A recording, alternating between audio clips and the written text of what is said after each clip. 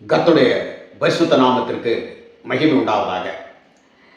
அன்புக்குரியவர்களே, வேதத்தில் 1 கொரிந்தியர் 15ஆம் அதிகாரம் 1 கொரிந்தியர் 15ஆம் அதிகாரம் உங்களோடு ஒரு வார்த்தையை வாசிக்கிறேன். 15ஆம் அதிகாரத்தில் 54 அழிவுள்ளதாகிய இது அழியாமையும் சாவுக்கெதுவாகி இது சாவாமையும் தரித்து கொள்ளும்போது மரணம் ஜெயமாக விழுங்கப்பட்டது என்று எழுதியிருக்கிற வார்த்தை நிறைவேறும். வார்த்தை நிறைவேறும் என்று வேதத்தில் நாம் வாசிக்கிறோம். வார்த்தை என்று சொன்னால் கர்த்தருடைய வார்த்தை. வார்த்தை ஆதியிலே வார்த்தை இருந்தது, அந்த வார்த்தை தேவனாய் இருந்தது என்று நாம் வாசிக்கிறோம் அல்லவா?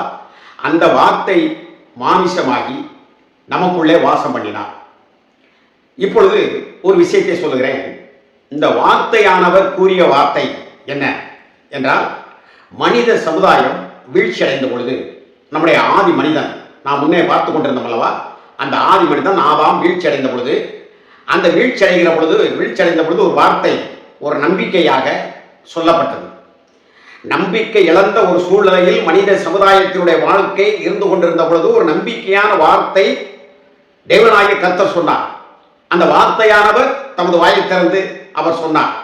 என்ன சொன்னார் என்றால், பிசாசை பார்த்து அதே நேரத்தில் இங்கே ஒரு நிகழ்ச்சியை அவர் சொல்லுகிறார். அவர் உன் தலையை நசுக்குவார், நீ அவர் குதிங்காலை நசுக்குவார் என்று சொல்லப்பட்டிருக்கிறது.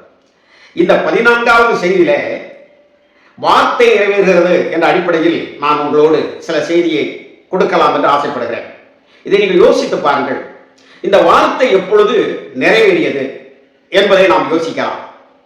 அதாவது கர்த்தராகிய இயேசு கிறிஸ்துடைய காலை அவன் எப்பொழுது அவன் கவ்விக்கொண்டான் என்று சொன்னால், ஆரம்பம் முதலே அவரை உச்சந்தலையிலிருந்து அவரை சோதித்துக் கொண்டே வருகிறான். ஒரு அருமையான செய்தி சிந்திக்கும்படியாக, ஆரம்பம் முதலே உச்சந்தலையிலிருந்து அவரை சோதித்துக் கொண்டே வருகிறான். அவருக்கு பெருமை உண்டாக்க பார்க்கிறான், வயிற்றை சோதிக்கிறான், பசியை உண்டாக்க பார்க்கிறான், கண்ணை சோதிக்கிறான். கண்களின் நிச்சயினாலே எல்லாத்தையும் காட்டி இது எனக்கு கொடுக்கப்பட்டிருக்கிறது, உமக்கு தருகிறேன் என்று சொல்கிறான். ஆகவே இந்த அடிப்படையில் அவன் எல்லா விதமான காரியத்தையும் அவன் ஆண்டவரை பல வகையில் அவன் சோதித்துக் கொண்டிருந்தான். இப்படி சோதித்து சோதித்து கடைசியாக அவன் காலிலே வந்து விழுகிறான். எதற்காக என்றால், பணிந்து கொள்வதற்காக அல்ல, மாறாக அவன் காலிலே விழுவது காலை வாரி விடுவதற்காக. எங்கள் ஊரிலே ஒருவன் இருந்தான். சில்லாட்டை போல அவன் இருப்பான். எதுவுமே அவனிடத்தில் திறமை கிடையாது. அவனை ரேச அப்படி தள்ளிவிட்டால் கூட விழுந்து விடுவான். ஆனால் அவன் தன்னை ஒரு பெரிய வீரனாக காட்டிக்கொள்வான். எப்படிப்பட்ட ஒரு மனிதர்களாக இருந்தாலும் அந்த மனிதனிடத்தில் தேவையற்ற நிலையிலே சண்டையை இழுத்து வாக்குவாதம் பண்ணி திடீரென அவன் எதிர்பார்க்காத ஒரு சூழ்நிலையிலே கோபம் முற்றி வருகிற பொழுது படார் என்று அவன் காலை விழுந்து காலை வாய்விட்டு விடுவான். இப்படிப்பட்ட நிலை அந்த மனிதன் செய்வான். அப்ப ஒரு பெரிய உருவமாக இருந்தால் கீழே விழுந்து அடிபடுகிற பொழுது அவன் எழுந்து நிற்க அதுக்குள்ளையும் பல நபர்கள் வந்து அந்த விலக்கு தீர்த்து விடுவார்கள். இந்த தந்திரத்தை அவன் செய்து கொண்டிருப்பான். இப்படிப்பட்ட சந்திரத்தை செய்து கொண்டு இருக்கக்கூடியவன் தான் பிசாசுடைய சிந்தை தான் அவனுக்குள்ளது இருந்திருக்கிறது என்று சொல்லி நான் பிற்காலத்தில் அறிந்து கொண்டேன். ஏன் இதை வேணாம் அப்படி செய்கிறான் என்று. ஆகவே மேலிருந்து சோதித்துக் கொண்டு வந்தவன் இப்பொழுது ஆண்டவருடைய காலிலே விழுந்து அவருடைய காலை அவன் நசுக்கிறான் என்றால் அவன் கவ்வுகிறான். எங்கிருந்து? கிட்டத்தட்ட கெச்சமனை தோட்டத்திலிருந்து இந்த நிகழ்ச்சி ஆரம்பிக்கிறது. அவன் செபிக்கின்ற பொழுது வேர்வையான ரத்தத்தின் பெருந்துளியாய் விழுந்ததல்லவா, அந்த ஒரு சூழ்நிலையிலே நீங்க பார்க்கல என்று சொன்னால் அவனுடைய ரத்தம் வெளியேறுகிறார். அவன் பிசாசானவன் கவ்வுகின்ற பொழுது, அந்த காலை கவ்வுகின்ற பொழுது அந்த ரத்தம் வெளியேறி கொண்டிருக்கிறது. இப்படியாக அந்த ரத்தம் சொட்ட சொட்ட அவனுடைய காலை அவன் கவ்விக்கொண்டே இருக்க கடைசியாக கல்வாரி சிலுவையில அவனுடைய தலையை அவன் நசுக்கி போட்டான்.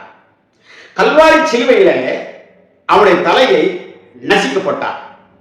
அந்த வசனம் நிறைவேறுகிறது. இந்த நிறைவேறுகின்ற இந்த வசனத்தை தியானிப்பதற்காக இந்த நாட்களை பரிசுத்தவான்கள் அது ஒரு சம்பிரதாய முறைப்படியில் அவர்கள் தேர்ந்தெடுத்திருக்கிறார்கள். அது முறையற்றதா முறை உள்ளதா என்பதை நீங்களே தெரிந்து கொள்ள வேண்டும். பல செய்திகளை கொடுத்திருக்கிறேன். ஆனாலும் இந்த நாளில் அவன் தலையை நசுக்கப்படுகின்ற நாள் என்று நீங்கள் நினைத்துவிடக் கூடாது.